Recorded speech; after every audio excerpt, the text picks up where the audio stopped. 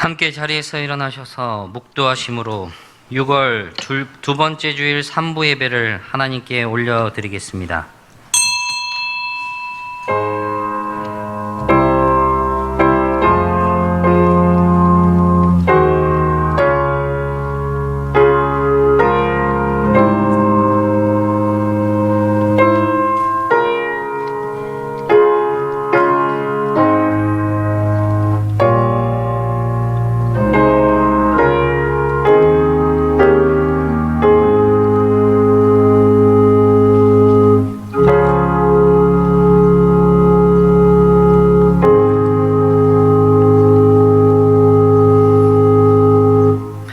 하나님은 영이시니 예배하는 자가 영과 진리로 예배할지니라.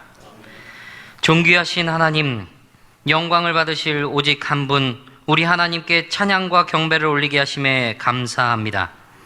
하나님을 예배할 거룩한 백성으로 부르신 여기에 모인 모든 성도들, 영과 진리로 하나님만 예배하오니 우리 예배를 기쁘게 받아주시고 하나님의 한없는 은혜와 자비로 충만케 하시옵소서.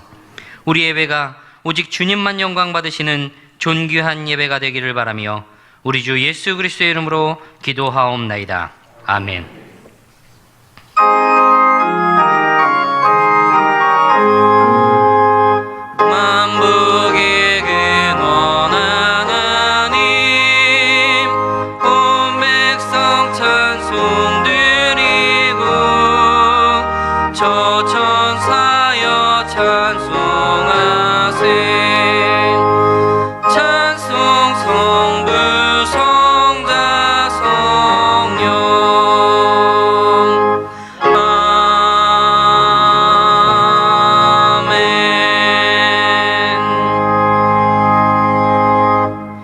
성시교독 57번 시편 130편입니다.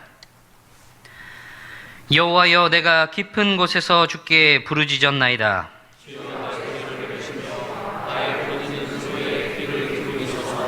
여호와여, 주께서 죄악을 지켜보실진대. 그러나 사유하심이 주께 있음은 나 곧 내 영혼은 여호와를 기다리며 파수꾼이 아침을 기다림보다 내 영혼이 주를 더 기다리나니. 이스라엘아, 여호와를 바랄지어다. 다 같이 합니다. 그가 이스라엘을 그의 모든 죄악에서 속량하시리로다. 아멘. 전능하사 천지를 만드신 하나님 아버지를 내가 믿사오며 그 외아들 우리 주 예수 그리스도를 믿사오니 이는 성령으로 잉태하사 동정녀 마리에게 나시고 본디오 빌라도에게 고난을 받으사 십자가에 못 박혀 죽으시고 장사한 지 사흘 만에 죽은 자 가운데서 다시 살아나시며 하늘에 오르사 전능하신 하나님 편에 앉아 계시다가 저리로서 산 자와 죽은 자를 심판하러 오시리라. 성령을 믿사오며 거룩한 공회와 성도가 서로 교통하는 것과 죄를 사하여 주시는 것과 몸이 다시 사는 것과 영원히 사는 것을 믿사옵나이다. 아멘.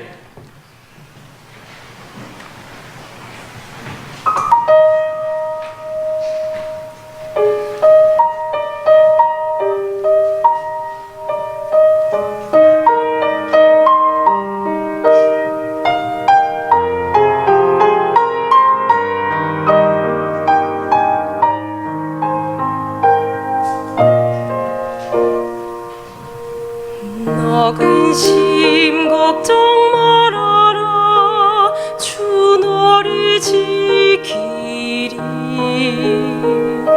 주 날개 밑에 가라. 주 너를 지키리.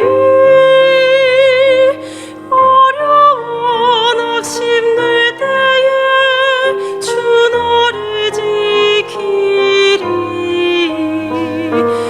위험한 일을 당할 때 주 너를 지키리.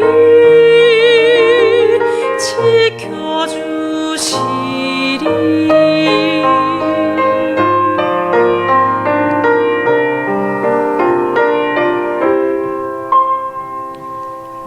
없을 것 미리 아시고 주 너를 지키리. 구하는 것을 주시며 주 너를 지키리. 어려운 시험 당해도 주 너를 지키리. 구주의 품에 거하라. 주 너를 지키리. 지켜주시리. 주 너를 지키리. 아무 때나 어디서나 주 너를 지키리. 늘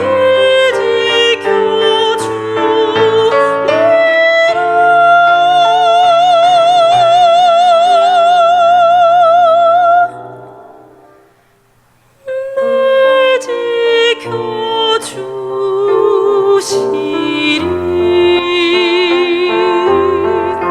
저가 나를 사랑한즉 내가 저를 건지리라.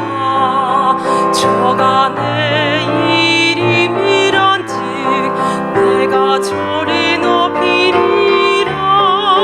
저가 내게 간구하리니 내가 응답하리라. 저희 환난 때에 내가 저와 함께하여 저를 건지고 영화롭게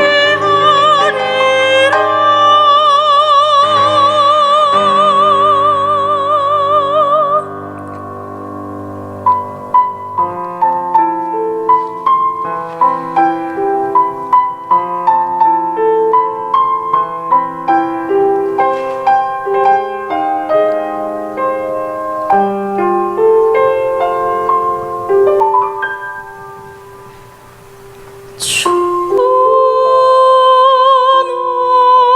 너를 지키리. 아무 때나 어디서나 주 너를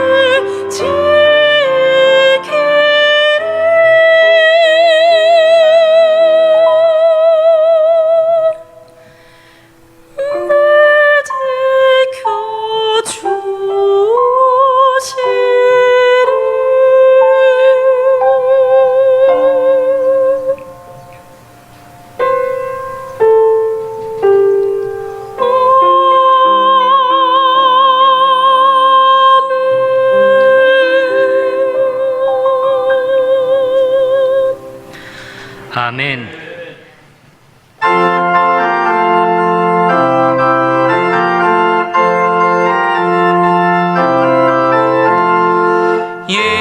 예수님은 누구신가? 우는 자의 위로와 없는 자의 풍성이며 전한 자의 높음과 잡힌 자의 노임되고 우리 기쁨 되시네. 예수님은 누구신가? 약한 자의 강함과 눈먼 자의 빛을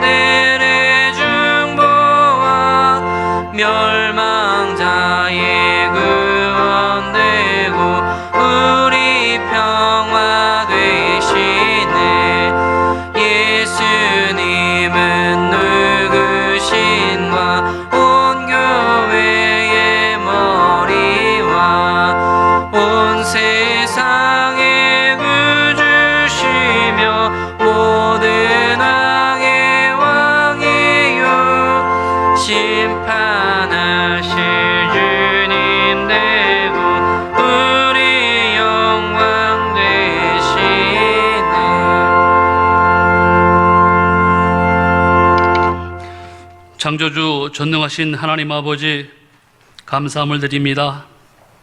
나라와 민족을 생각하게 하는 호국 보훈의 달, 6.25의 아픈 상처가 있는 6월 둘째 주일 3부 예배에 주의 백성들이 모여서 찬양과 기도로 예배하게 해주신 것 감사합니다. 지금 이 시간 은혜의 부르심을 통하여 예배에 참석한 주의 백성들과 가정에서 영상으로 예배에 동참하는 모든 권속들에게 십자가의 권능으로 함께하사 강건하게 하여 주옵소서. 지구촌 곳곳이 코로나 바이러스로 말미암아 너무나도 큰 고통 속에서 어려움을 겪고 있으며 힘들어하고 있습니다. 전 세계적으로 700만 명이 넘는 확진 환자가 발생하였고 그 중에서도 수십만 명이 사망하였습니다. 우리나라도 12,000여 명의 확진 환자가 발생하여 277명이 귀중한 목숨을 잃었습니다. 아직도 많은 사람들이 불안과 걱정 속에서 힘들어가고 있습니다. 사랑 많으신 하나님 아버지, 이 고통 속에서 하루속히 벗어나게 하옵소서. 환경 때문에 나의 믿음이 흔들리지 않도록 붙잡아 주옵소서. 마음껏 찬양하며 예배드리는 일상의 기쁨을 우리에게 허락하옵소서. 우리 모두 사랑으로 서로의 짐을 나누게 하옵소서. 질병과 경제적인 어려움으로 인하여 힘들어하는 많은 지체들에게 하나님 만져주심의 역사를 허락하여 주옵소서. 세상 것이 아닌 하늘에 신령한 것을 향하여 매진하는 그리스도의 군병들이 다 되게 하여 주옵소서. 여름철 무더위와 장마로 인하여 연로하신 어르신들과 육신의 연약함으로 고통 중에 있는 모든 성도들을 지켜주시고 힘을 더하여 주시옵소서. 21대 국회가 시작되었습니다. 유정자들이 당리당략에 얽매이지 않게 하시고 나라와 국민만을 위하여 헌신하는 진정한 정신이 되게 하옵소서. 남뿐만 아니라 북한의 유정자들도 깨닫게 하사 이 땅의 진정한 자유, 평화, 통일이 이루어질 수 있도록 주님 역사하여 주시옵소서. 오늘도 강단에 세우신 정운낙 담임 목사님을 기억하시어 기름 부음을 더하여 주시오며 어려운 사회 가운데서도 지치지 않는 열정과 강건함으로 귀하게 쓰임받는 목사님이 되게 하옵소서. 이 시간 생명의 말씀을 선포하실 때에 우리 모두는 아멘으로 화답하며 위로부터 내려오는 신령한 복을 마음껏 누리는 귀한 축복의 시간 되게 하옵소서.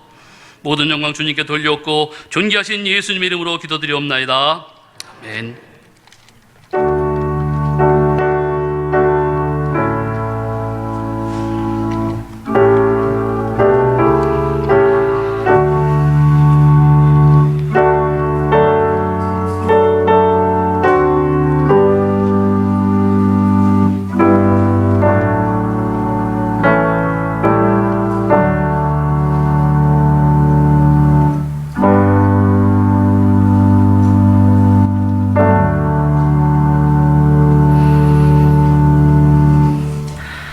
오늘 우리에게 주시는 하나님의 말씀은 사도행전 21장 27절에서 32절까지의 말씀입니다. 신약성경 226쪽에 있는 사도행전 21장 27절에서 32절까지의 말씀입니다. 제가 봉독하겠습니다.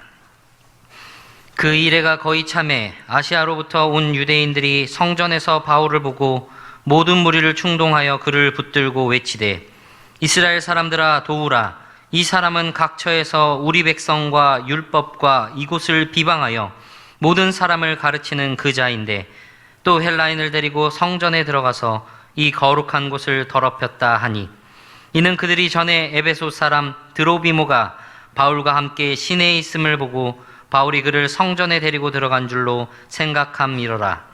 온 성이 소동하여 백성이 달려와 모여 바울을 잡아 성전 밖으로 끌고 나가니 문들이 곧 닫히더라. 그들이 그를 죽이려 할 때에 온 예루살렘이 요란하다는 소문이 군대의 천부장에게 들리매 그가 급히 군인들과 백부장들을 거느리고 달려 내려가니 그들이 천부장과 군인들을 보고 바울치기를 그치는지라. 아멘.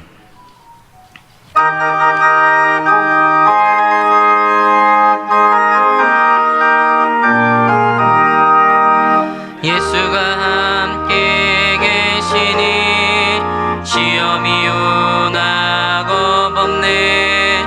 기쁨의 근원 되시는 예수를 위해 삽시다. 날마다 주를 섬기며 언제나 주를 기리고 그 사랑 안에 살면서 딴 길로 가지 맙시다. 이 세상 사는 동안에 주 이름 전파하면서 무한한 복락 주시는 예수를 위해 삽시다. 날마다 주를 섬기며 언제나 주를 기리고 그 사랑 안에 살면서 딴 길로 가지 맙시다. 이 세상 친구 없어도 예수는 나의 친구니 불의한 일을 버리고 예수를 위해 삽시다. 날마다 주를 섬기며 언제나 주를 기리고 그 사랑 안에 살면서 딴 길로 가지 맙시다. 주께서 심판하실 때 잘했다 칭찬하리니 이러한 상급 받도록 예수를 위해 삽시다. 날마다 주를 섬기며 언제나 주를 기리고 그 사랑 안에 살면서 딴 길로 가지 맙시다.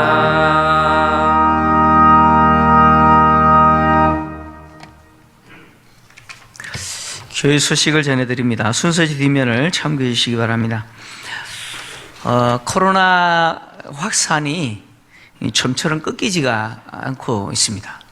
특히 수도권을 중심으로 지금 계속해서 또 확산되고 있는데 코로나 재확산 때문에 지금 훈련 프로그램이 지금 2주간 휴집 중에 있습니다.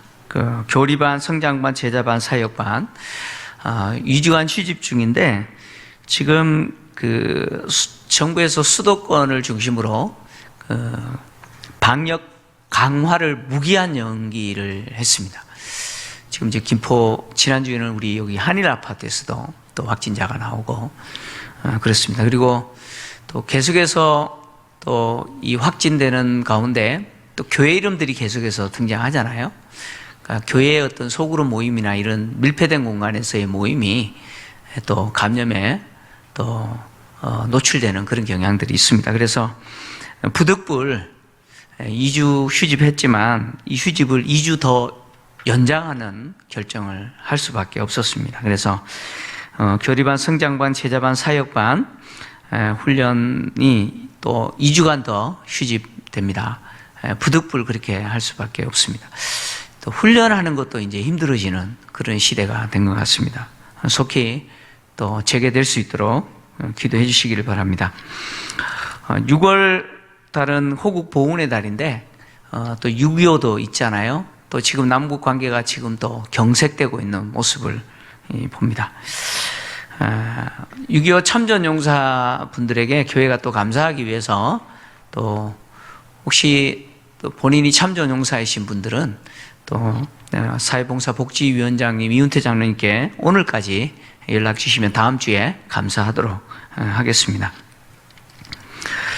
교회의 모든 모임이 또 속히 회복될 수 있도록 또 기도해 주시기를 바라고요.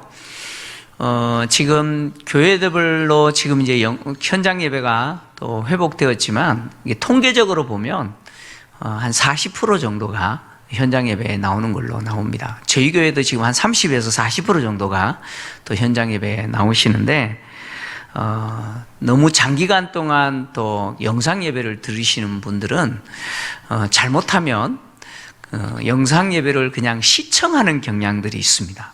그러니까 예배를 드려야 되는데 마치 TV 시청하듯이 영상 예배를 시청하는 그런 오리에 빠지는 경우들이 발생합니다.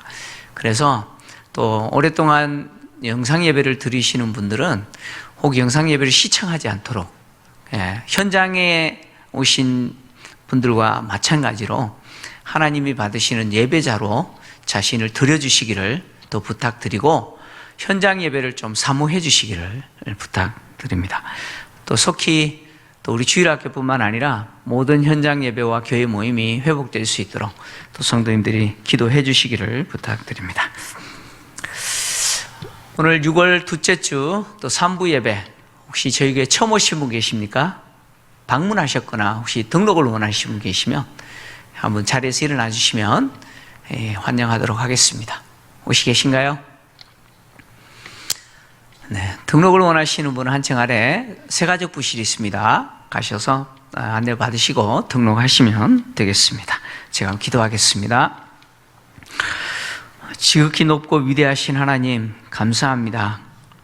코로나 중에서도 하나님을 기억하고 우리에게 주신 예배자의 사명을 감당하기 위해서 이렇게 현장에 나와서 또 가정에서 직장에서 영상으로 하나님 앞에 예배 드리오니 주여 우리의 예배를 기쁘게 받아 주시옵소서. 뿐만 아니라 성도들이 마음을 담아 또 현장에서 또 온라인으로 하나님이 주신 것을 구별하여 예물을 드립니다. 이 예물을 기쁘게 받으시고 하나님의 나라와 영광을 위해서 사용하여 주시옵소서.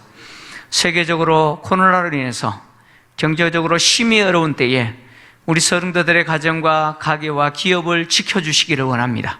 일용할 양식을 공급해 주시고 뿐만 아니라 가정에 필요한 재정, 주님을 섬길 물질 하나님이 넉넉하게 공급해 주시되 기근 중에 아브라함을 도우시고 이삭을 도우셨던 그 하나님의 공급하시는 손으로 공급해 주시기를 원합니다. 육신의 질병으로 고통당하는 성도들 불쌍히 여겨 주시옵소서. 암병이 재발하여서 또 수술 앞두고 있는 성도들, 수술한 성도들이 있습니다. 희귀병, 불치병으로 고통당하는 성도들도 있습니다. 하나님 아버지, 오직 우리의 몸이 우리 것이 아니라 주님의 것입니다. 주님이 만드셨기에 고치시는 분도 주님이실 줄 믿습니다. 주 예수의 이름으로 기도하오니 모든 질병을 고쳐주시고 건강을 통해서 일평생 하나님을 섬기고 하나님께 영광 돌리는 우리 성도들 되게 하여 주시옵소서. 현장에 오고 싶으나 여러 가지 환경 때문에 또 육신의 연약함 때문에 나오지 못하는 우리 어르신들과 성도들을 지켜주시고 하나님 속히 이 현장 예배가 회복되게 하여 주시옵소서. 하나님 아버지, 인간에게 지혜를 주셔서 바이러스와 백신을 개발할 수 있도록 도와주시고 무엇보다도 모든 인간이 얼마나 연약한 존재인지 자신들을 하나님 앞에 겸비하게 내려놓으며 하나님의 은혜를 구하는 은혜를 주시기를 원합니다. 하나님 아버지, 하나님만이 이 역사의 주인이시고 통치자이심을 믿습니다. 하나님의 뜻이 이루어지게 하여 주시옵소서. 성도들이 세상 중에서는 고난을 당하나 그러나 오늘 이 예배의 현장에서 하나님을 만나게 도와주시고 주님이 주시는 한없는 위로를 받게 하여 주옵소서. 하늘의 평안과 소망을 갖게 하여 주시옵소서. 부족한 종의 입술을 도구로 사용하셔서 오직 주님의 진리의 말씀, 위로의 말씀이 바로 선포되어지게 하여 주시옵소서. 예수님의 의로하신 이름으로 기도합니다. 아멘. 할렐루야. 우리 전우자로 이렇게 보시면서 환영합니다, 사랑합니다 이렇게 인사하시기 바랍니다. 네, 또 현장에 오지 못하지만 영상으로 또 예배드리시는 성도님들이 있는데 우리 저기 화면을 보시면서 한번 손을 흔들어서 환영할까요? 환영합니다. 네, 감사합니다. 지금 바울이 예루살렘에 도착했을 때 바울에 대한 매우 좋지 않은 소문이 퍼져 있었습니다. 이것은 바울에 대한 오해죠. 예. 근데 이 오해 때문에 예루살렘 교회 성도들이 바울에 대해서 별로 그렇게 좋지 않는 감정을 갖고 있었습니다. 바울의 입장에서는 이 오해를 해결하는 게 필요했고, 그래서 야고보가 제안하는 것을 받아들였습니다. 나실린이로 서약한 네 사람을 데리고 함께 결례를 행하고, 그리고 나실린의 서약 기간이 만료됐다는 것을 신고하는 그 절차죠. 그 의식에 바울이 함께 그 제사 드리는 비용을 지불하는 것을 통해서 함께 참여하게 되면 바울도 율법을 지키는 자다라고 하는 것이 알려지게 되고, 그래서 바울에 대한 소문이 잘못됐다는 것이 또 확인이 되고, 그래서 오해가 풀릴 거라고 생각을 했습니다. 그래서 바울은 나시린으로 서약한 네 사람을 데리고 함께 결례를 행하고, 이제 머리를 자르고 하나님께 드리는 그 제물의 비용을 자기가 부담하고 이제 결례를 행합니다.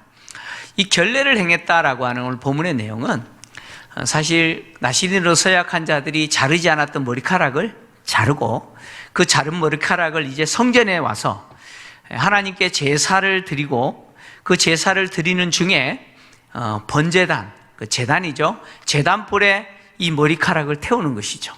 자른 머리카락을 태우는 것입니다. 그래서 지난주에 우리가 또 보았던 것처럼 이것을 머리카락 제물 또는 머리카락 봉헌 의식이라고 제가 말씀드렸습니다. 이렇게 이 의식을 진행할 때 또 7일이라고 하는 정결 규례가 필요합니다. 민수기 19장 12절을 보면 나시린으로 서약한 자가 정결하게 되는 그 규례가 있습니다. 정결하게 될 때 이 7일을 지키는데 이렇게 기록되어 있습니다. 그는 셋째 날과 일곱째 날에 제물로 자신을 정결하게 할 것이라. 그리하면 정하려니와 셋째 날과 일곱째 날에 자신을 정결하게 하지 아니하면 그냥 부정하니. 이렇게 7일을 기다리면서 셋째 날과 일곱째 날에 뭘 해야 되냐면 제물을 자기에게 붓는 거예요. 그래서 이 의식을 해야 정결하게 된다. 그러니까 바울이 지금 이 의식을 행하기 위해서 지금 어디서 있느냐? 지금 성전 안에 있는 것이죠. 이렇게 성전 안에서 이제 거의 7일이 만기가 된 거예요. 이제 7일이 거의 다 됐는데, 이때 성전 안에 있는 이 바울을 이 아시아에서 온 유대인들이 이제 발견하게 됩니다. 바울이 성전 안에 있었는데, 바울이 성전 안에 있는 이 장소가 정확하게 어디냐? 이스라엘의 뜰입니다. 이곳에서 지금 바울이 있는데, 지금 바울이 예루살렘을 방문한 이 기간은 오순절 기간입니다. 오순절 기간이에요. 이 오순절 기간은 바울만 온 게 아니라 세계 도처에 흩어졌던 디아스포라 유대인들이 다 몰리는 것이죠. 수많은 유대인들이 예루살렘을 방문했는데 그 중에 오늘 누가가 아시아에서 온 어떤 유대인들이라고 표현했습니다. 이 아시아에서 온 유대인들, 이들이 누굴까? 정확하게 이야기하면 에베소에서 온 유대인들입니다. 아시아에서 온 유대인들이 어떻게 에베소에서 온 유대인인지 아느냐? 오늘 본문 29절을 보시면 이렇게 기록하고 있어요. 이는 그들이 전에 에베소 사람 드로비모가 바울과 함께 시내에 있음을 보고 바울이 그를 성전에 데리고 들어간 줄로 생각함이로라. 이게 무슨 이야기냐면, 이제 아시아에서 온 유대인들이 성전 안에 있는 바울을 보고 이제 소동을 일으킬 건데, 이 소동의 이유가 뭐냐? 이 사람들이 전에 예루살렘 시내에서 바울을 발견했는데 바울만 발견한 게 아니라 누구도 발견했다는 거예요. 에베소 사람 드로비모가 바울과 함께 있는 것도 발견했다, 이렇게 이야기하잖아요. 근데 그 드로비모를 바울이 성전 안까지 데리고 왔다고 생각했다, 지금 그 이야기하는 겁니다. 지금 에베소 사람 드로비모와 바울을 알아봤대요. 이 사람들이 알아봤대요. 그러면 이 사람들은 어디 출신이라는 거예요? 좀 쉽게 이야기했습니다. 제가 예를 들은 거예요. 제가 김포에서 태어나서 김포에서 지금 50년이 넘게 살고 있어요. 그런데 제가 강남에 갔더니 누가 저를 그러면서 알아봐요. 그러면 그 사람은 어디 출신이겠어요? 부산에서 왔겠어요? 아니겠죠. 저를 한 번도 보지 못한 사람이 어떻게 저를 알아보겠어요? 그 사람은 저와 같이 있는 김포에 있는 사람이겠죠. 바울과 드로비모가 예루살렘 시내에 있는데 알아봤다는 것은 바울과 드로비모가 전에 사역했던 그곳에 있었던 사람이라는 거죠. 다시 말하면 아시아에서 온 유대인은 에베소에서 온 유대인이다, 그런 이야기입니다. 드로비모는요, 바울과 함께 예루살렘 교회를 구제하기 위해서 구제헌금을 가지고 온 각 교회 대표들 중에 한 사람이죠. 특히 이 드로비모는 두기고와 함께 에베소 교회의 대표입니다. 사도행전 20장 4절을 보면 이렇게 기록하고 있어요.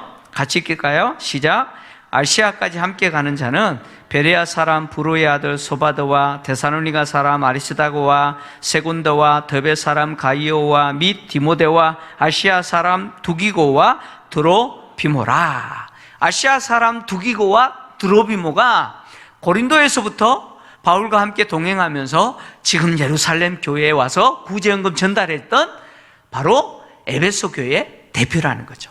그래서 29절에서 드로비모를 에베소 출신이라고 표현한 거죠. 그러니까 아시아에서 온 유대인들이 바울을 성전 안에서 발견했는데 이들은 에베소 출신들이에요. 그러니까 에베소 지역에 있는 유대인들은 바울과 어떤 관계였느냐? 바울을 사실 에베소 지역에서 해하려고 했습니다. 바울은 지난 3년 동안 에베소를 중심으로 아시아 전역에 복음을 전했잖아요. 그 과정에서 바울은 유대인들에게 참 많은 고난을 당했습니다. 유대인들이 바울을 상당히 힘들게 만들었습니다.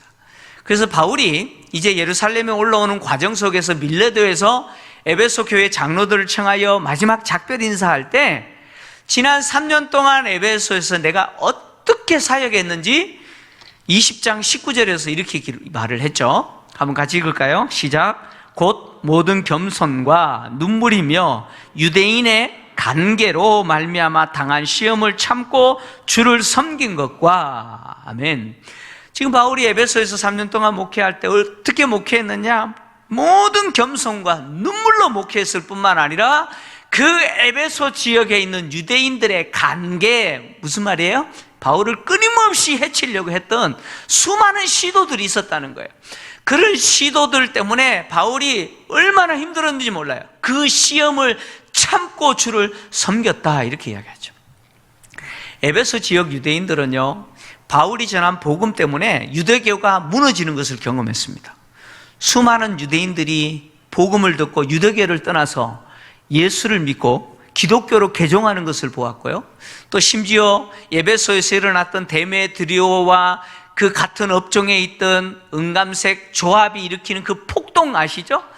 그 폭동 때에 심지어 유대인들도 함께 오해를 받아가지고 그 에베소 지역 전체에 있어서 유대인들이 손해를 봤던, 어려움을 당했던 그런 일들도 있었습니다.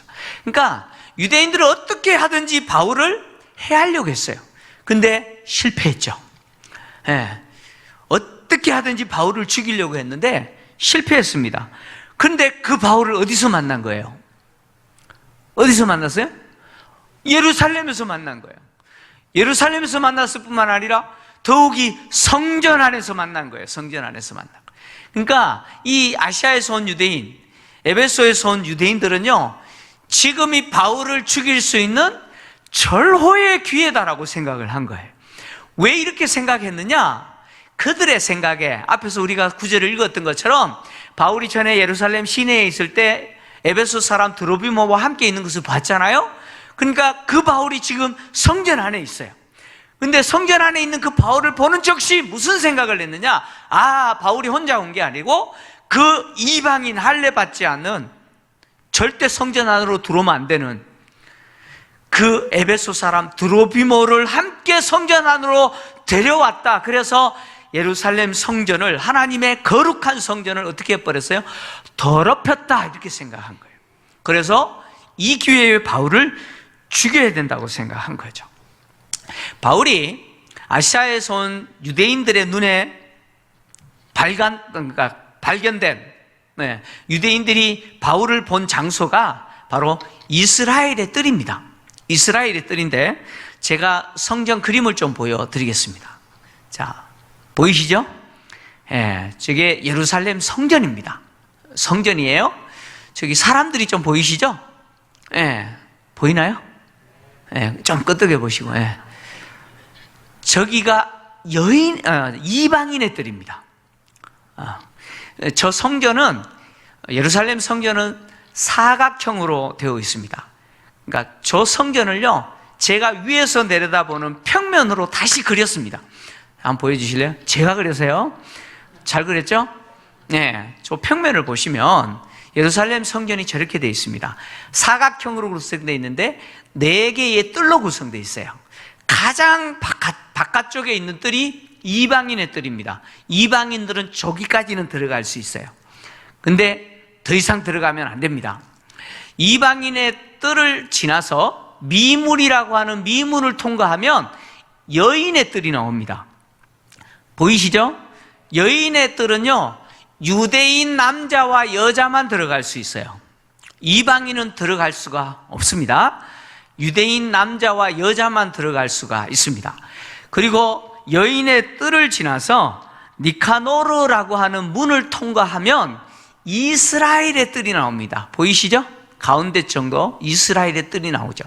이스라엘의 뜰은 유대인 남자만 그곳에 들어갈 수 있습니다.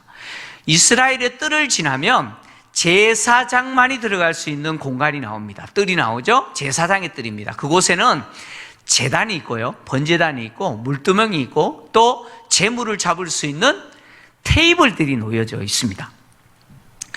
이방인은 이방인의 뜰 거기까지만 갑니다. 그런데 이방인의 뜰을 지나서 여인의 뜰을 들어가게 되면 죽어요. 그래서 여인의 뜰과 이스라엘의 뜰, 제사장의 뜰, 여인의 뜰부터 시작해서 그 공간은 거룩한 곳, 신성한 곳이라고 그래서 안뜰이라고 불렀습니다. 안뜰. 그래서 이방인의 뜰에서 안뜰로 들어가지 못하도록 경고 표지판이 붙어 있었습니다. 제가 사각형으로 경고문이 부착된 곳 보이세요? 저것을 넘어가면 안 됩니다. 저곳에 경고문이 부착되어 있는데, 경고문은요, 헬라어와 라틴어로 기록되어 있었습니다. 헬라어와 라틴어로 기록된 경고문이 부착되어 있는데, 그 경고의 문의 내용은 이렇습니다. 제가 좀 읽어드릴게요. 외국인은 성전을 둘러싸고 있는 장벽과 울타리 안으로는 들어갈 수 없다. 안으로 들어가려다가 붙잡힌 사람은 누구든지 자신의 죽음에 대해 개인적인 책임을 질 것이다. 이게 무슨 이야기냐면, 저 여인의 뜰을 넘어서, 이방인의 뜰을 넘어서 여인의 뜰로 들어가려다가 잡히면 어떻게 된다고요? 죽을 것이다. 죽는데 그 책임은 누가 져야 되느냐? 자기가 져야 된다. 그런 뜻입니다. 그래서요, 로마 당국조차도 이방인의 뜰을 지나서 유대인의 안뜰이죠, 유대인만 들어갈 수 있는 여인의 뜰, 이스라엘의 뜰, 그 안뜰로 들어가는 것에 대해서 금지했어요. 특히 로마 시민권자라고 할지라도 들어가지 말아야 될 그 안뜰로 들어갔다가 잡혀서 유대인들에게 죽게 될 경우 로마 정부가 인정을 했습니다. 허용을 했어요. 그래서 로마 시민조차도 들어가면 안 돼요. 그래서 당시 예루살렘의 치안을 담당했던 로마 군대가 있습니다. 이제 뒤에 또 나올 건데, 로마 군인들조차도 저 이방인의 뜰을 넘어서 안뜰로 못 들어가게 했습니다. 특히 이 티투스 장군이라고 있습니다. AD 70년에 예루살렘을 정복했던, 나중에 황제가 됩니다. 이 티투스 장군이요, 예루살렘을 그 치안을 담당하는 로마 군인들을 향하여서 어떻게 주지시켰냐면 절대로 저 안뜰로 들어가지 마라. 너희들이 안뜰로 들어가서 만약에 잡히게 되면 죽는다. 그러니까 안뜰로 절대로 들어가지 마라 라고 로마 군인들에게도 뭐예요? 경고하여 주지시킬 정도로 저 안뜰에는요 이방인들이 절대 못 들어갑니다. 못 들어가요. 그런데 지금 바울이 누구를 데리고 들어왔다고 지금 알려졌어요? 에베소 사람 드로비모를 데리고 들어왔다라고 지금 아시아에서 온, 그러니까 에베소에서 온 유대인들이 지금 바울을 충동하죠. 거기에 있는 유대인들을 충동합니다. 유대인들을 충동해서요, 에베소에서 온 유대인들이 바울을 충동하면서 고발하면서 거기 있는 유대인들을 충동했는데 뭐라고 이야기하냐면 네 가지를 이야기합니다. 우리 백성, 즉 유대인이라고 하는 하나님의 백성이라고 하는 정체성을 모독하고, 그리고 또 율법을 모독하고, 심지어 이곳이 어디예요? 하나님의 거룩한 성전을 이야기합니다. 성전을 모독하는 내용을 각처에서 가르친 사람이 누구냐? 바로 이 사람이다. 그리고 더하여서 바울은 어떤 짓까지 했느냐? 또 헬라 사람, 즉 할례 받지 않는 이방인이죠. 에베소 사람 드로비모를 이 예루살렘 성전 안뜰까지 데리고 와서 거룩한 성전을 어떻게 했다고요? 더럽혔다라고 이야기를 했습니다. 그러니까 지금 에베소에서 온 유대인들이 지금 바울에 대해서 지금 고발하고 있는 이 내용은요, 예루살렘에 퍼져 있는 바울에 대한 소문과는 비교할 수 없이 유대인들로 하여금 흥분하게 만드는 내용이죠. 바울에 대한 소문이 뭐였습니까? 모세 배반해라, 자녀들에게 할례 행하지 마라, 관습 지키지 필요 없다, 지키지 마라, 그 이야기 했잖아요. 근데 이것보다 더 유대인들에게 있어서 흥분하게 하고 분노하게 하는 것이 바로 이 내용이죠. 유대인이라고 하는 민족적 정체성, 하나님의 백성을 모독하고 율법을 모독하고, 심지어 뭘 모독했어요? 이곳 예루살렘 성전, 하나님의 거룩한 성전을 모독하고, 심지어 거기서 그치는 것이 아니라 이방인을 성전 안까지 데리고 들어와서 성전을 더럽혀버리는 행위를 했다. 이 말을 듣는 유대인들이 견딜 수 있겠어요? 못 참겠죠. 이 에베소에서 온 사람들의 이 말은요, 사실 스데반이 순교당할 때 그 이유가 뭐였냐? 성전을 회방했다라는 이유 때문에 스데반이 순교당했잖아요. 유대인들이 로마 사도행전 8장에 스데반의 설교가 있잖아요. 스데반의 설교를 듣다가 돌을 던져서 스데반을 죽였던 이유가 뭐였습니까? 스데반이 성전을 모독한다고 생각했기 때문에 그래요. 성전을 모독한다고 생각했던 스데반을 향하여 돌을 던져 죽였던 그 유대인들이 지금 무슨 소리를 들었느냐? 바울이 성전을 회방하는 정도가 아니었어요. 아예 이방인들을 성전 안에 데리고 들어와서 성전을 더럽혀비는 행위까지 했다는 소식을 들었을 때, 여러분, 이 사람들은 참을 수가 없겠죠. 그래서 유대인들이 흥분을 한 거예요. 분노합니다. 그래서 누가가 뭐라고 오늘 본문에서 표현했냐면 온 성이 소동했다, 이렇게 표현하죠. 온 성이 소동했다는 것은 유대인들이 흥분했고 분노를 폭발시켜 버렸다는 거예요. 통제가 안 되는 분노를 폭발했다는 것이죠. 그래서 유대인들이 달려가서 바울을 어떻게 해요? 바울을 잡았죠. 잡고는 끌고 어디 갑니까? 성전 밖으로 끌고 갑니다. 성전 밖으로 끌고 갔을 때 성전문이 닫히죠. 왜 성전문이 닫힐까요? 이유가 있습니다. 그 다음 순서가 뭐겠습니까? 유대인들이 뭘 하겠어요? 그 다음 순서가 스데반에게 했던 똑같은 행동을 하는 거죠. 이제는 바울을 죽이는 겁니다. 폭력을 행사해서 바울을 죽이는 겁니다. 근데 이 폭력이 성전 안에서 이루어지게 되면 성전을 더럽히는 것이죠.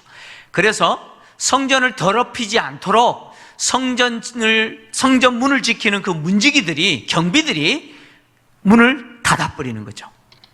이렇게 바울이 성전 밖으로 끌려갔는데, 이렇게 유대인들이 바울을 성전 밖으로 끌고 간 이유는 딱 한 가지입니다. 그것은 뭐냐? 바울을 죽이는 것이죠. 성전을 모독했다라고 하는 그 죄목으로 죽이는 것이죠. 누가는 유대인들이요 바울을 죽이기 위해서 성전 밖으로 끌고 갔다는 것을 분명하게 기록합니다. 오늘 보면 31절입니다. 같이 읽겠습니다. 31절 같이 읽겠습니다. 시작. 그들이 그를 죽이려 할 때에 온 예루살렘이 소란하다는 소문이 군대의 천부장에게 들리매. 지금 그들이 누구를 죽이려고 했어요? 그가 누굽니까? 바울입니다. 유대인들이 바울을 죽이려고 할 때에 그냥 혼내는 정도 아니에요. 지금 유대인들은요 바울을 죽이려고 했어요. 죽이려고 지금 폭행하는 거예요. 이 바울을 죽이려고 지금 폭행하고 있는 이 소식을 누가 들어요? 네, 천부장이 보고를 통해 듣습니다. 자, 성전 안뜰을 침범한 이방인은요 로마 시민이라고 해서 용서되지 않죠. 앞에서 제가 이야기했잖아요. 로마 시민이라고 해서 용서받지 못합니다. 로마 당국도 유대인들이 성전 안뜰을 범한 이방인을 죽이는 거, 로마 시민권자라도 죽이는 거 허용했어요. 그거 인정했어요. 그러니까 지금 바울은 로마 시민권자잖아요. 나 로마 시민권자입니다라고 해도 소용돼요, 안 돼요? 소용 있어요, 없어요? 아무 소용 없는 거예요. 아무 도움도 못 받아요. 바울은 흥분한 유대인들의 손에 끌려서 지금 성전 밖으로 끌려가서 내팽개치고 폭행당하기 시작합니다. 이 소동은요 예루살렘을 경비하는, 예루살렘 성전 전체를 경비하는 로마 병사의 눈에 띄었고 이어 바로 천부장에게 즉시 보고가 됩니다. 로마는 예루살렘의 치안을 확립하기 위해서 로마 병사들을 주둔시켰습니다. 예루살렘에 주둔시켰는데 평면 그림을 다시 한번 좀 보여주십시오. 자, 저기 예루살렘 성경 그림을 보시면 안토니아 요새라고 보이십니까? 보이세요? 여러분 우측 꼭대기에 있죠? 이방인의 뜰과 붙어 있어요. 저기 모서리, 사각 모서리 부분에 안토니아 요새가 있습니다. 저곳에 로마 군인들이 주둔하고 있는데 바로 저 요새입니다. 예, 실제 저렇게 생겼어요. 저 요새는요 높이가 30m가 넘는 전망대가 있습니다. 다시 말하면 예루살렘 전체, 성전 전체를 감시할 수 있는 곳이 있어요. 그래서 24시간 예루살렘 성전 전체를 볼 수 있어요. 저곳에서 감시하던 감시병이 유대인들이 바울을 끌어 지금 죽이려고 폭행하는 그 모습을 본 것이죠. 온 성이 쏟아난 것을 본 것이죠. 그래서 천부장에게 보고한 겁니다. 지금 예루살렘은 오순절을 맞이하여서 각처에서 몰린 유대인들이 지금 있어요. 그러니까 로마 군대의 입장에서는 특히 로마에 대해서 반감을 갖고 있고 끊임없이 독립을 요구했던 민족이 유대인입니다. 특히 이 절기가 때가 되면 유대인들이 모여서 로마에 대해서 밀란을 일으키고 반역 행위를 하고 이 폭동을 일으키는 이런 경우들이 굉장히 많았죠. 그래서 굉장히 긴장하고 있는 때입니다. 특히 로마 군대가 혹 소란이 있지 않을까, 밀란이 있지 않을까 매우 긴장하고 있는 때에 바울의 사건이 터진 것이죠. 그러니까 이 경비병이 급히 천부장에게 보고를 했는데 오늘 천부장이 그 보고를 듣고 군사들과 백부장들을 데리고 바울이 폭행당하는 현장으로 갔다고 이야기합니다. 여기 천부장에게 보고됐다라고 하는 것은 이 예루살렘 치안을 담당하는 총책임자가 천부장이라는 이야기죠. 이 천부장이라고 하는 이 직책은 1000명의 군대를 거느리는 사람이다, 그런 뜻입니다. 그러니까 예루살렘의 치안을 담당하기 위해서 로마는 1000명의 군대를 예루살렘에 주둔시켰다, 그런 이야기예요. 그래서 그 책임자가 바로 이 천부장인데 당시 예루살렘에 주둔했던 로마 병사는요 보병이 760명, 그리고 말을 타는 기병이 있죠. 말을 타는 기병이 240명 정도 됐습니다. 그래서 1000명의 군대가 이곳에 주둔했는데 이 1000명을 통솔하는 대장이, 지휘관이 바로 천부장인데 그 사람의 이름이 글라우디오 루시아라고 하는, 글라우디오 루시아라고 하는 이 사람입니다. 이 이름 나중에 등장합니다. 네, 이 사람이 책임자죠. 이 천부장이 이 이야기를 듣고 즉시 병사들과 그리고 백부장들을 데리고 갑니다. 여기 누가가 병사들과 백부장들이라고 했죠. 백부장이라고 하는 직책은 부하 100명을 데리고 있는 지휘관이다, 그런 뜻입니다. 그러니까 백부장들이니까 몇 명입니까? 몇 명이에요? 용감한 분은 3명 이렇게 말하는 분이세요? 3명입니까? 4명입니까? 네, 몰라요. 정확한 것은 최소한 2명 이상이다, 그런 뜻이죠. 들이니까 복수잖아요. 그러니까 최소한 2명 이상이니까 백부장 2명 이상 데리고 갔다는 것은 병사 몇 명 이상 데리고 갔다는 이야기예요. 백부장 1명이 100명을 거려요. 그러니까 최소 200명 이상의 로마 군대를 데리고 갔다는 이야기죠. 그러니까 바울에 대해서 죽이려고 지금 폭력을 행사했던 유대인들이 갑자기 로마 군대 200명 이상의 로마 군대가 들이닥치자 멈출 수밖에 없었던 거죠. 그래서 누가가 바울을 치는 것을 멈췄다라고 이야기를 하죠. 로마 군대가 아니었으면 바울은 어떻게 됐을까요? 어떻게 됐을까요? 죽었죠. 죽었습니다. 100% 죽을 수밖에 없었습니다. 참 이것 보면 하나님이 얼마나 절묘하신지를 여러분 보셔야 돼요. 한 치의 오차도 없이 하나님이 움직이시는 것을 여러분 보셔야 돼요. 지금부터 바울을 통해서 일하시는 하나님이 어떻게 일하시는지 선명하게 드러내실 거예요. 이것은 뭘 우리에게 보여주냐면 바울뿐만 아니죠. 나라고 하는 한 개인을 향하여 하나님이 어떻게 일하시는지를 보여줍니다.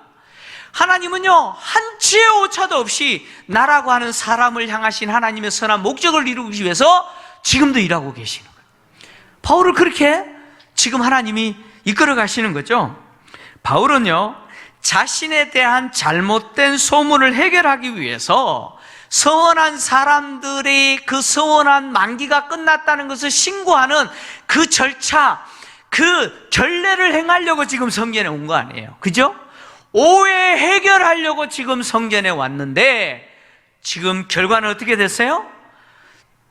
그것과는 비교할 수 없는 또 다른 오해를 지금 당하게 되고 지금 유대인들에게 폭행을 당하여서 지금 죽게 생겼어요. 이런 말이 있죠. 쓰레기차 피하다가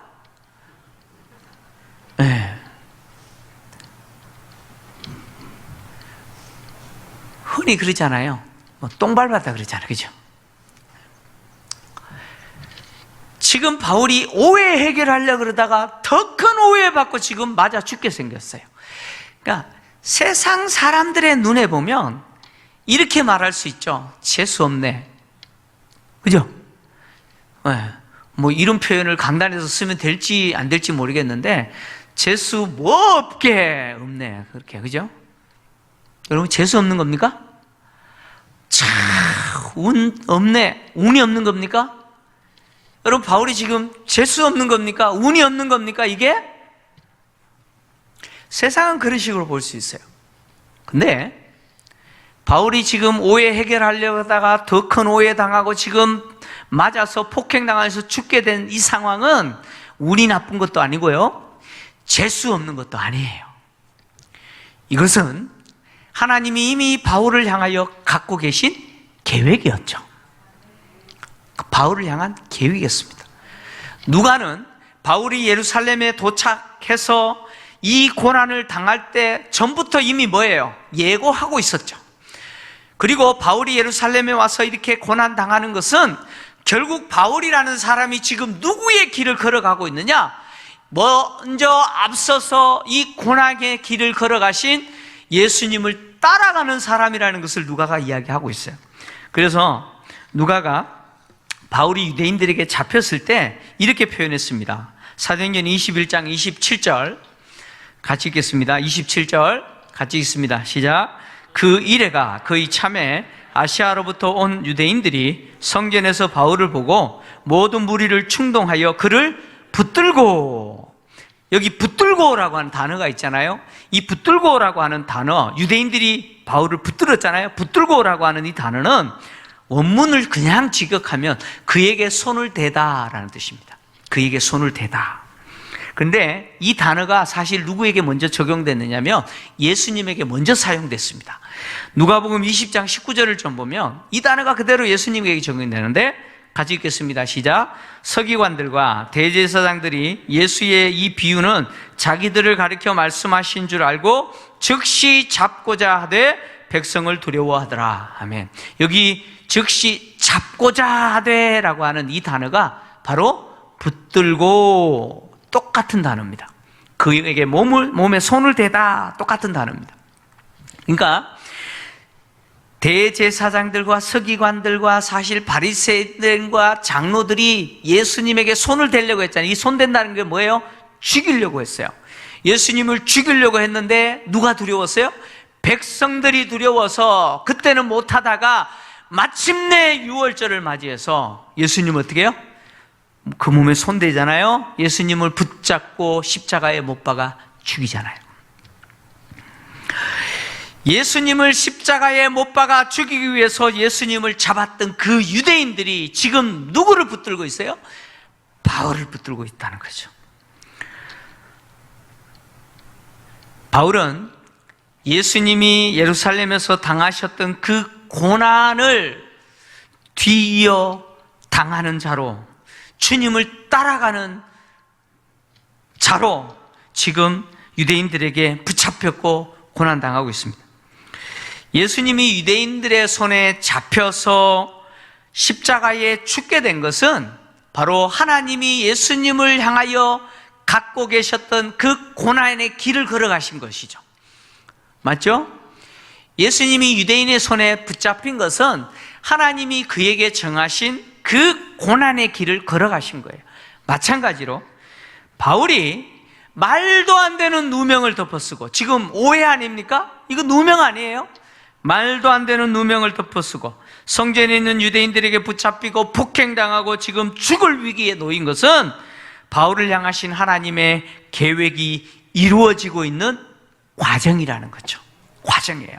그래서 바울이 예루살렘에 올라오기 전에 특히 두로 교회도 마찬가지지만 가이사라에 머물고 있을 때 가이사라 교회 성도들뿐만 아니라 바울과 동행했던 일행들이 바울 보고 예루살렘으로 올라가지 말라고 만류했잖아요. 아가보 선지자가 바울의 띠 갖고 올라가면 이렇게 된다라고 예언했을 때 절대 올라가면 안 된다고 만류했을 때 바울이 죽기를 각오했다 그러고 거절했잖아요. 그렇게 거절했을 때 만류했던 일행들과 성도들이 마지막으로 했던 말이 있어요. 사도행전 21장 14절 같이 읽겠습니다. 시작. 그가 권함을 받지 아니하므로 우리가 주의 뜻대로 이루어지이다 하고 거쳤노라. 아멘. 뭐라고 말했어요? 주의 뜻대로 이루어질지어다. 이게 무슨 말이에요? 예루살렘에 올라가는 그 모든 일은, 올라가서 당하는 그 모든 일은 누구의 뜻이라는 거예요? 주의 뜻이 이루어지는 거다, 그런 이야기입니다. 바울을 만류했던 사람들이 했던 말처럼 지금 바울이 유대인들에게 잡혀서 애매하게 지금 오해받고 그래서 지금 폭행당하여 죽게 된 이 상황은 재수 없는 것도 아니고 운이 나쁜 것도 아니고 이것은 그를 향하신 주님의 뜻이 이루어지는 과정이에요. 과정. 그리스도인들에게 찾아오는 고난은 하나님의 선한 목적을 이루기 위해서 하나님이 주시는 과정이죠. 여러분 이거 믿으셔야 돼요. 내가 때로는 도대체 이해도 안 되고 해석도 안 되는 그런 일들 때문에 내가 힘들고 내가 고통을 당하고 있지만 이것은 나를 향하신 하나님의 선한 그 목적, 하나님의 뜻을 이루시는 과정으로 하나님이 나에게 겪게 하시는 거다라고 하는 믿음이 우리에게 있어야 된다는 거예요. 그래서 바울은 로마서 8장 28절을 통해서 뭐라고 이야기했느냐? 잘하는 구절, 암송하는 구절이죠? 한번 같이 읽을까요? 시작. 우리가 알거니와 하나님을 사랑하는 자 곧 그의 뜻대로 부르심을 입은 자들에게는 모든 것이 합력하여 선을 이루느니라. 믿으십니까? 여러분 믿으세요? 하나님을 사랑하는 자, 곧 그의 뜻대로 부르심을 입은 자들에게는 그 사람이 당하는 그 고난, 그 사람이 처한 그 형편과 환경, 심지어 곧불까지도, 감기조차도 무엇을 이루는 도구라고요? 하나님의 선한 목적을 이루는 도구가 된다는 거예요. 하나님 그렇게 쓰신다는 거예요. 그래서 그리스도인들은 어떤 일을 당하더라도 누구를 신뢰하셔야 돼요? 하나님을 신뢰하셔야 돼요. 나를 향하여 선한 목적을 갖고 계시는 그 하나님을 신뢰하셔야 돼요. 신뢰하셔야 돼요. 세상 사람들은요, 견딜 수 없고 해석할 수 없는 일을 당하면 때로는요, 참다 극단적인 선택도 합니다. 그게 세상 사람들이에요.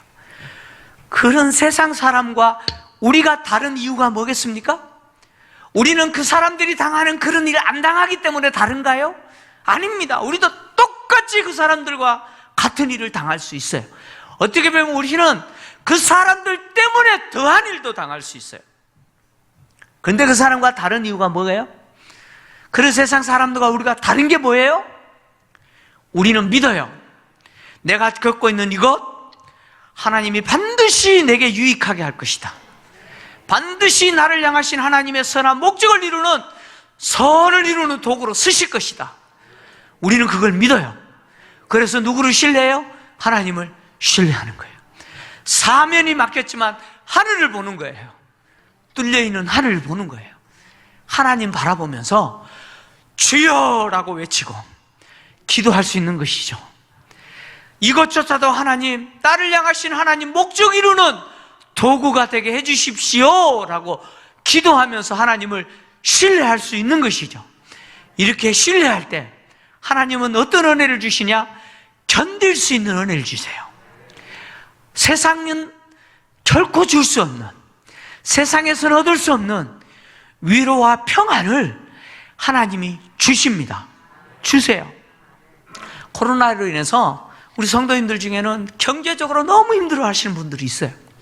뿐만 아니라 지금 암이 재발해서 또 불치병과 희귀병과 또 여러 가지 이유들 때문에 육체의 질병 때문에 고통당하는 성도들이 있습니다. 참 들을 때마다 마음이 너무 아파요. 근데 꼭 기억하십시오. 그거 하나님이 쓰시는 도구입니다. 믿으세요? 하나님이 나를 유익하게 하기 위해서, 나를 향하신 하나님이 정하신 그 선한 목적 이루시기 위해서 쓰시는 도구입니다. 도구예요. 그래서 인내하십시오. 참으십시오. 견디십시오. 하나님 바라보시고, 하나님 이것조차도 내가 견딜 수 있는 믿음 주시고, 이것도 하나님이 나를 향하신 선한 목적 이루는 도구로 사용해 주십시오. 지금은 해석이 되고 않고, 지금은 내가 도대체 이해되지 않지만 먼 훗날에 하나님이 그것 때문에 그런 일들 주셨구나 할 수 있는 은혜를 내게 주십시오라고 기도하고 참고 인내하십시오. 그러면 반드시 하나님이 위로하시고 견딜 수 있는 은혜를 주실 줄 믿습니다. 기도하겠습니다. 하나님 아버지, 오해 해결하려다가 더 큰 오해 당하고 유대인들에게 폭행을 당하여 죽게 된 바울의 모습은 결코 세상 사람들이 보는 것처럼 운이 나쁘거나 재수가 없는 것이 아니라 바울을 향하여 하나님이 처음부터 갖고 계신 하나님의 계획을 이루시는 선한 목적을 이루는 과정임을 봅니다. 오늘 하나님의 사랑을 받고 하나님을 사랑하고 하나님의 뜻대로 부르심을 받은 우리에게 내가 당하는 모든 일들, 내가 겪고 있는 이 모든 환경은 하나님의 선한 목적을 이루는 과정이요 도구임을 믿습니다. 주여, 경제적으로, 육체적으로, 환경적으로, 관계적으로 어려움을 당하고 있는 성도들을 지켜주시되 견딜 수 있는 믿음 주시기를 간절히 원합니다.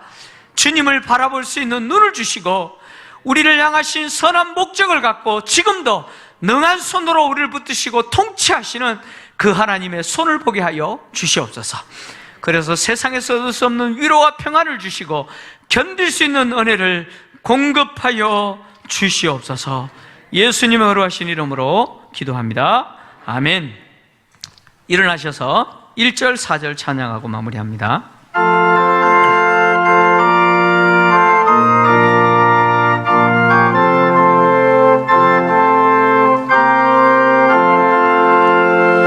예수 너를 오라 하네 예수 나를 오라 하네 어디든지 주를 따라 주와 같이 가려네 주의 인도하심 따라 주의 인도하심 따라 어디든지 주를 따라 주와 같이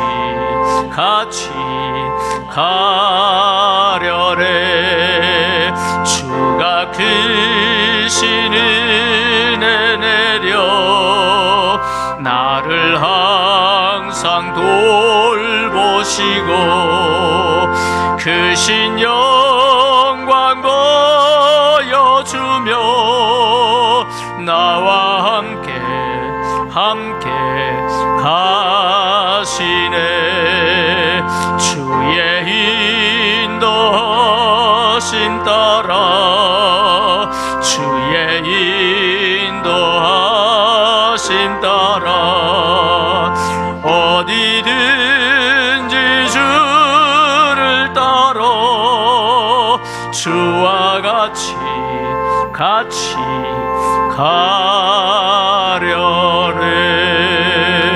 가려네. 우리 주 예수 그리스도의 은혜와 하나님의 사랑과 성령님의 교통 위로 충만하심이 내가 처한 형편과 환경 중에서 이것조차도 나를 향하신 하나님의 선한 목적을 이루는 도구가 될 줄 믿고 하나님을 바라보며 하나님 주시는 한없는 위로와 인내로 견디기를 원하는 성도들과 복음 전하는 선교사들과 복중의 생명까지 이제로부터 영원토록 함께 있을지어다.